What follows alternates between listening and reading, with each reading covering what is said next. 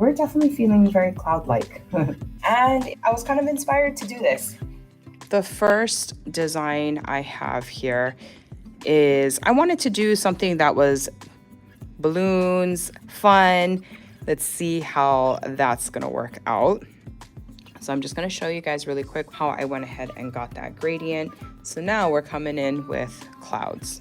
This is cute, super cute. So now,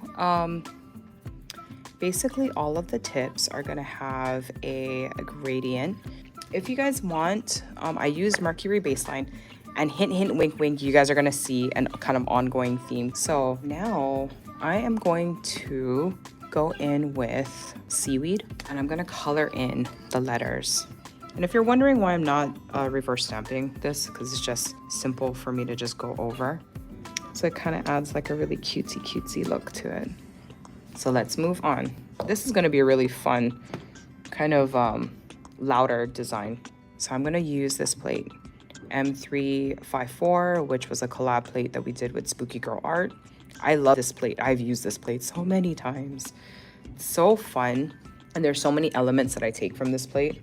So let's bring back the balloons. And I'm gonna spell the word drip. I am going to pick up the outline versions. Okay, so from Electro Glow, I'm gonna use Jungle Mirage, which is this gorgeous kind of neon yellow, neon pastel yellow. And I'm gonna use 4 different colors for the lettering. Seriously, give me some thumbs up if you guys love the Electro Glow collection. We've been selling it for so many years. I love the way this turned out. Is this something you guys would wear?